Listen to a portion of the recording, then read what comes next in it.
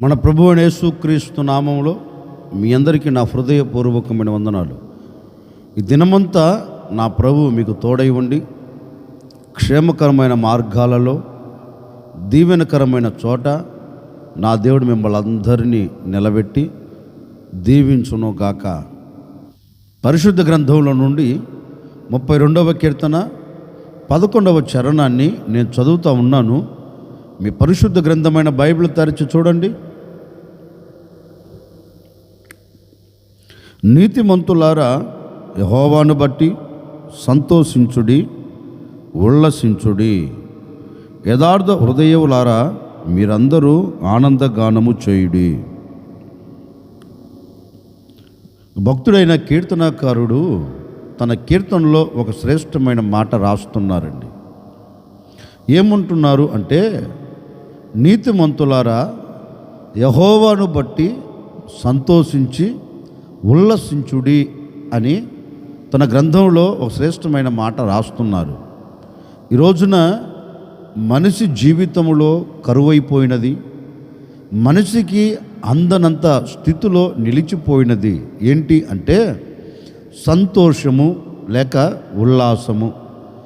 సంతోషము లేక ఉల్లాసము లేక చాలా కుటుంబాలు నలపబడుతూ ఉన్నాయి, కన్నీరు చూచుచున్నాయి.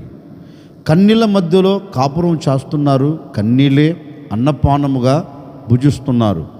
ఒకరి మధ్య ఒకరికి సంతోషం కరువైపోయిందండి. కట్టుకున్న భర్త భార్యతో సంతోషకరంగా బ్రతకలేకపోతున్నారు, భార్య భర్తతో సంతోషకరంగా బ్రతకలేకపోతుంది. కడుపున పుట్టిన కన్నబిడ్డలు కన్న తల్లిదండ్రులతో సంతోషకరంగా ఉల్లాసంగా ఉండలేకపోతున్నారు. చాలా కుటుంబాలు చెప్పే మాట ఏంటంటే, అయ్యా ఇది ఇల్లుగా లేదయ్యా, నరకముగా ఉందయ్యా అని చెప్పేవారు కొందరు, చెప్పని వారు మరికొందరు. ఎందుకు కారణం ఏంటి అంటే ఆ కుటుంబంలో ఒక ఆనందకరమైన బ్రతుకు లేదండి. ఆ కుటుంబంలో ఒక సంతోషకరమైన అనుభవాలు లేవు. చాలా కుటుంబాలు గమనించండి, తినేదానికి తిండి ఉంటుంది, కట్టుకునేదానికి బట్టలు ఉంటాయి, కానీ బ్రతుకులో లేనిది ఏంటి అంటే సంతోషం. బ్రతుకులో ఏంటి లేదు అంటే ఆనందం. బ్రతుకులో కరువైపోయింది ఏంటంటే సమాధానం. అన్నీ ఉన్నాయి బాబు, కానీ ఇంట్లో సంతోషం సమాధానం లేదయ్యా. అన్నీ ఉన్నాయి, ఏనికి తక్కువ ఏమి లేదు బాబు. ఇంట్లో ఉన్న ఇళ్ళపాదంతా ఉద్యోగాలే చేస్తున్నారు. ఇంట్లో ఉన్నవారికి ఏది తక్కువ లేదయ్యా, అందరూ ఒక ఉన్నతమైన స్థితిలోనే ఉన్నారు, కానీ ఇంట్లో సంతోషం లేదు, ఇంట్లో నెమ్మది లేదు అనే మాట ఈ రోజున ప్రతి మానవుణ్ణి, ఈ రోజున ప్రతి వ్యక్తిని, ప్రతి కుటుంబాన్ని పలకరిస్తుందండి. కారణం ఏంటి అంటే సంతోషం లేకపోతే ఏముంటుంది ఆ ఇంట్లో? కన్నీళ్ళే కదా. ఆనందం లేకపోతే ఆ ఇంట్లో ఏముంటుంది? కన్నీరే కదా. ఉల్లాసం లేకపోతే ఆ ఇంట్లో ఏముంటుంది?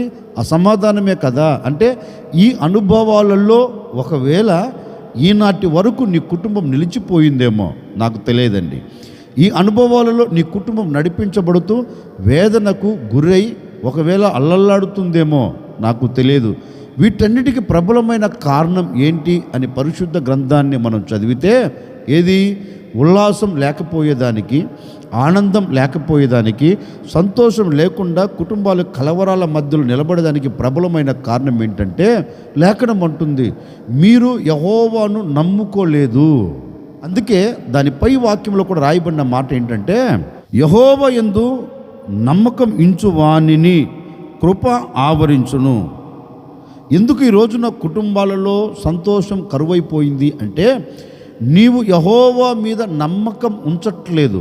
అంటే నా దేవుడు నాకు సంతోషాన్ని దయచేస్తాడు, నా దేవుడు నాకు ఆనందాన్ని కలగచేస్తాడు, నా దేవుడు ఈ కష్ట దినాలను తీసివేస్తాడు, నేను నా కుటుంబం, నేను నాకు కలిగిన సమస్తం సంతోషకరంగా ఉండగలుగుతాము అనే ఒక నమ్మకం దేవుని మీద నీకు లేకపోయినందున నీ బ్రతుకుల్లో సంతోషం కరువైపోయిందండి.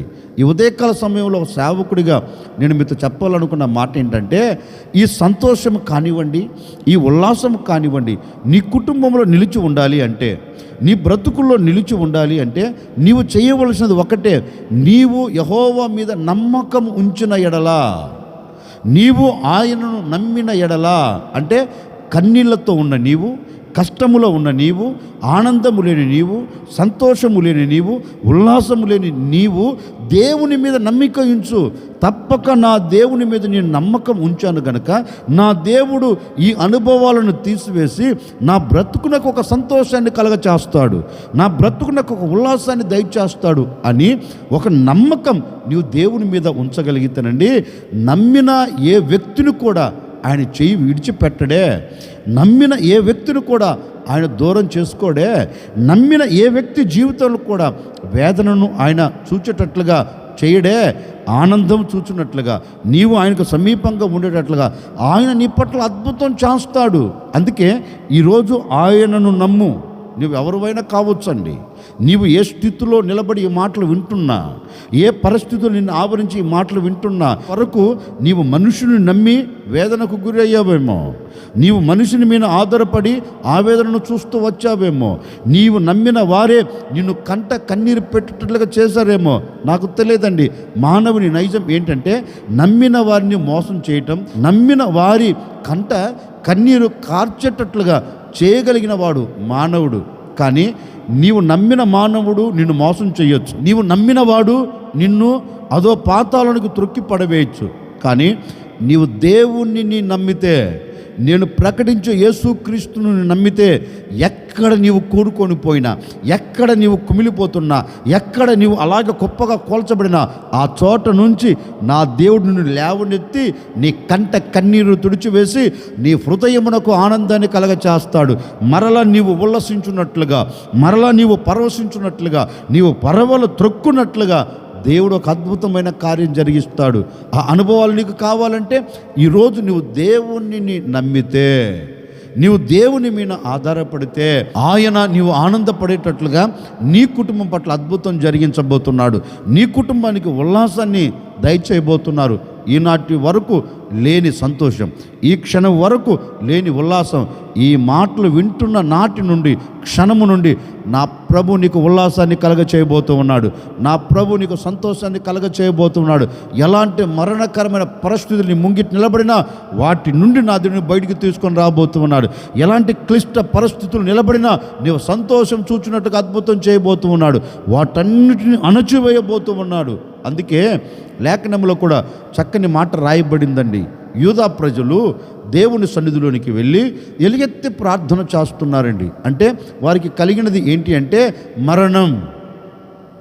వారిని పలకరించేది ఏంటంటే మరణం. మరణం వారిని పొంచి ఉండగా, మరణం వారి ముంగిటి నిలబడి వారి హృదయ తలుపును తట్టుచూ ఉండగా యూదా ప్రజలందరూ చేరి దేవుని సన్నిధిలో ఎలుగెత్తి ప్రార్థన చేస్తున్నారండి. అంటే యెహోవాను నమ్ముకున్నారు, యెహోవా మీద ఆధారపడ్డారు. ఇక ఆయన దిక్కని ఆయన పాదాలు పట్టుకొని మొరపెడుతున్నారు, అయ్యా శాసనం బయలుదేరింది, ఏం చేస్తావో తెలియదు, నీవు మాకు సహాయం చేయాలి, ఈ కన్నీళ్లు తుడిచివేయబడాలి, ఈ క్లిష్ట పరిస్థితుల్లోంచి మేము సజీవుల మధ్యలో నిలబడాలి, ఏం చేస్తావో మాకు తెలియదని వారు దేవుని సన్నిధిలోనికి వెళ్ళి దేవునిని నమ్మి దేవుని మీద ఆధారపడి వారు ప్రార్థన చేస్తుంటేనండి, ఏ దేశంలో అయితే మరణం ప్రకటించబడిందో ఆ దేశంలో దేవుడు మరణాన్ని నిరర్ధకం చేసి మరణావస్థలోనికి వెళుతున్న ప్రజలకు ఏం కలగచేశాడు? కన్నీళ్ళ మధ్యలో ఉన్న ప్రజలకు ఏం కలగచేశాడు? కన్నీరును తుడిచివేసి వారి హృదయం నిండా ఆనందాన్ని దయచేసి వారి కంటి నిండా ఆనందాన్ని కలగచేసి వారి కంట కన్నీరు కనపడకుండా దేవుడు తుడిచివేశారు. లేఖనంలో రాయబడిన మాటను తెలుసండి, ఆ దినమున, ఏ దినమున? వారు యెహోవాను నమ్మిన దినమున. ఏ దినమున? యెహోవాను ఆధారము చేసుకున్న దినమున, యెహోవా యొద్దకు వెళ్ళిన దినమున దేవుడు వారి ప్రార్థనను విని వారి కంట కన్నీరు రాకుండా తుడిచివేయుటకు హస్తాన్ని చాపాడండి. లేఖనం అంటుంది, ఆ దినమున వారు దుఃఖమును మాని సంతోషం వచ్చిన నెలని సంబరాలు చేసుకున్నారంటండి. ఆనందగానములతో కొనసాగించబడ్డారంటండి. వారి హృదయం ఉల్లసించిందంటండి. కారణం ఏంటి అంటే, ఏ మానవుని మీద వీరు ఆధారపడలా, ఏ అధికారుల మీద వీరు ఆధారపడలా, ఏ వ్యక్తి దగ్గరికి వెళ్ళి మాకు సహాయం చేయమని కోరుకోలేదండి. తిన్నగా దేవుణ్ణి నమ్మారు. వారు ఆరాధించే దేవుణ్ణి నమ్మారు, వారిని సృష్టించిన దేవుణ్ణి నమ్మారు గనుకనే వారి బ్రతుకులో ఏం కలిగిందంటే కన్నీరు తుడవబడి, కంట కన్నీరు కొట్టివేయబడి వారి హృదయం నాకు ఆనందం కలిగి సంతోషంతో బ్రతికారంటండి. ఇప్పుడు నేను కూడా మీతో చెప్పాలి, అనుకున్న నా దేవుని మాట ఏంటంటే, నిజమే, ఒకవేళ మరణము లాంటి పరిస్థితులు నీ ముంగిటి నిలబడ్డాయా, ఆర్థిక ఇబ్బందులు నిన్ను వేదనకు గురి చేస్తున్నాయా, అనారోగ్య వ్యవస్థ నిన్ను గొప్పగా కూల్చి పడవేస్తుందా, నీ కుటుంబంలో నెమ్మది లేకుండా, ప్రశాంతత లేకుండా, శ్రమలన్నీ నిన్ను చేరి నిన్ను చుట్టు పడవేసి ఒకవేళ నిన్ను మరణావస్థలకు తీసుకుని వెళుతున్నాయా, ఏ క్షణం ఏం జరుగుతుందో, ఏ క్షణం ఏది వినాలో, ఏ క్షణం ఏది జరుగుతుందో అనే ఆలోచనతో గొప్పగా కూల్చబడుతున్నావా? భయపడవలసిన అక్కర్లేదండి. ఏ పరిస్థితి అయినా కావచ్చు. చివరి క్షణము, ఒకవేళ ఈ చివరి క్షణంలో నా దేవుని మాటలు వింటున్నావేమో, అయినా పర్వాలేదు. ఈరోజు దేవుని మీద నువ్వు ఆధారపడితే, ఒక్కసారి దేవుని నమ్ము.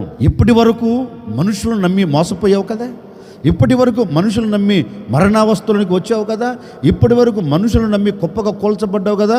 ఈ ఉదయకాల సమయంలో మనుషులను నమ్మిన నీవు మనుషులను విడిచిపెట్టి ఇప్పుడు నిన్ను సృష్టించిన సృష్టికర్త అయిన యేసుక్రీస్తు మీద నీవు ఆధారపడితే, ఆయనను నమ్ముకుంటే, ఆయన పాదాలు పట్టుకుంటే, ఎలాంటి మరణకరమైన పరిస్థితులు నీవు ఉన్నా, ఎలాంటి అవమాన పరిస్థితులు గొప్పగా కోల్చబడినా, ఎలాంటి ఆర్థిక ఇబ్బందుల మధ్యలో నలపబడుతున్నా, ఎలాంటి అనారోగ్య సమస్యలు నువ్వు గొప్పగా కోల్చబడుతున్నా, ఆ చోట నుండి ఈరోజు నేను లేవనెత్తున్నట్లుగా, నీవు లేపి సమాజంలో నిలబడినట్లుగా నా దేవుని మీద నీవు ఆధారపడితే తప్పక నేను లేవనెత్తబోతూ ఉన్నాడు. నీ కన్నీరును తుడిచివేయబోతూ ఉన్నాడు. నీ హృదయమునకు ఆనందాన్ని కలగ చేయబోతూ ఉన్నాడు. యూదా ప్రజల మీద మోపబడిన మరణంను కొట్టివేసిన దేవుడు, యూదా ప్రజలకు అడ్డుగా నిలబడిన అడ్డుబండలు తప్పించిన దేవుడు, నీకు అడ్డుబండలుగా నిలబడిన శ్రమలు కావచ్చు, ఆటంకాలు కావచ్చు, ఇబ్బందులు కావచ్చు, ఇరుకులు కావచ్చు, వేదన కావచ్చు, కష్టం కావచ్చు, ఎలాంటి నష్టమైన కావచ్చు అండి, ఈ రోజున నా ప్రభు దాన్ని కొట్టివేయబోతూ ఉన్నాడు. సదును భూమిగా మార్చబోతూ ఉన్నాడు. నిశ్చయముగా నా దేవుడు నీ మీద మోపబడి ఉన్న శిక్షను రద్దు చేయబోతూ ఉన్నాడు. నీవు ఆనందకరంగా, ఉల్లాసకరంగా బ్రతుకున్నట్లుగాను అద్భుతమైన కార్యం నీ పట్ల జరిగించబోతూ ఉన్నాడు. నీవు చేయవలసినది ఒక్కటే, యెహోవాను నమ్ముకోగలిగితే, యేసుక్రీస్తును నమ్ముకోగలిగితే, యేసుక్రీస్తు మీద నీవు ఆధారపడగలిగితే, యేసుక్రీస్తు చెంత చేరి నీవే నా దిక్కు అని ఆయన గోజాడగలిగితే, నిశ్చయముగండి నా ప్రభు ఈ దినమున నీవు ఉల్లసించున్నట్లుగా, నీవు సంతోషపడినట్లుగా, నీవు ఆనందపడినట్లుగా నా దేవుడు నీ కొరకు ద్వారములు తెరవబోతూ ఉన్నాడు. నీకు ఆనందము లేకుండా చేస్తున్న ప్రతి చీకటి తొలగిపోవునుగాక, నీకు ఉల్లాసము లేకుండా చేస్తున్న ప్రతి ఆటంకాలు కొట్టివేయబడునుగాక, నీకు సంతోషము లేకుండా చేస్తున్న ప్రతి శ్రమ నీ ఎదుట నిలబడకుండా నా దేవుడు సదును భూమిగా చేయునుగాక. గనుక నీవు యెహోవాను బట్టి సంతోషముతో, ఉల్లాసముతో, ఆనందగానంతో నువ్వు సాగి వెళ్ళాలంటే నీవు చేయవలసింది ఒక్కటే, నీవు యెహోవాను నమ్మితే, నీవు యెహోవా మీద ఆధారపడితే ఆయన నీకు సంతోషాన్ని కలగ చేయబోతున్నాడు. ఆయన నీకు ఉల్లాసాన్ని కలగ చేయబోతున్నాడు. ఓ సేవకుడికి నిండు మనసుతో నేను కోరుకొని నా మాటలు ముగిస్తున్నానండి. ఈ దినము నుండి నిన్ను వెంటాడుతున్న దుఃఖం తొలగిపోవునుగాక, ఆవేదన తొలగిపోవునుగాక, కష్టాలు తొలగిపోవునుగాక, ఆర్థిక ఇబ్బందులు తొలగిపోవునుగాక. నిశ్చయముగా నీ ఆత్మీయ జీవితంలో ఎదుర్కొంటున్న సమస్యలన్నిటిని నా దేవుడు గొప్పగా కూల్చిపడవేసి నీ బ్రతుకునకు ఆనందాన్ని, సంతోషాన్ని, ఉల్లాసమును దయచేయునుగాక. ఆశ్చర్యకరుడా మీకు స్తోత్రాలు చెల్లిస్తూ ఉన్నాం. మీరంతైనా సర్వశక్తి కలిగిన దేవుడు నాయన, నిన్ను బట్టి మేము సంతోషించి ఉల్లసించాలి అంటే, నిన్ను నమ్ముకుంటే, నీ మీద ఆధారపడితే మేము సంతోషకరంగా, ఉల్లాసకరంగా బ్రతుకుతామని మీ లేఖనాలు సెలవిచ్చినట్లుగా ఎన్ని కుటుంబాలు సంతోషం చూడలేక, ఎన్ని కుటుంబాలు ఉల్లాసంగా బ్రతకలేక ఒకవేళ కన్నీరు కారుస్తున్నాయో, వేదన చెందుతున్నాయో, ఈరోజు ప్రజలు నీ మీద ఆధారపడుతున్నారు, నిన్నే నమ్ముకుంటున్నారు నాయన. తప్పక వారి కన్నీళ్ళ మధ్యలో నుండి వారిని బయటికి తీసుకుని రాబోతున్నందుకై మీకు స్తోత్రం. వేదన తొలగిపోవాలి, బాధ తొలగిపోవాలి, ఆనందంతో, సంతోషంతో వారు ఉల్లసించున్నట్లుగా కార్యాన్ని జరిగించండి. ఈ దినమంతా నాయన వారి బ్రతుకులకు ఉల్లాసం కలుగునట్లుగా, ఈ దినము మొదలుకొని బ్రతుకు దినములన్నిట సంతోషం, చూచినట్లుగా ఒక నవనూతనమైన కార్యమును జరిగించి మహిమ తెచ్చుకోమని యేసు నామములు అడిగి వేడుకొనుచున్నాము తండ్రి, ఆమెన్. ఈ దినము నుండి నా ప్రభు మీకు తోడై ఉండి మీ కన్నీళ్లను, మీ వేదనను, మీ కష్టమును తీసివేసి నా దేవుడు మీ కుటుంబాల్లో సంతోషమును, ఉల్లాసమును, ఆనందాన్ని నిలబెట్టి మీ బ్రతుకు దినములన్నిట ఎక్కడ కన్నీరు కష్టము లేకుండా నా దేవుడు ఉల్లాసముతో నింపునుగాక.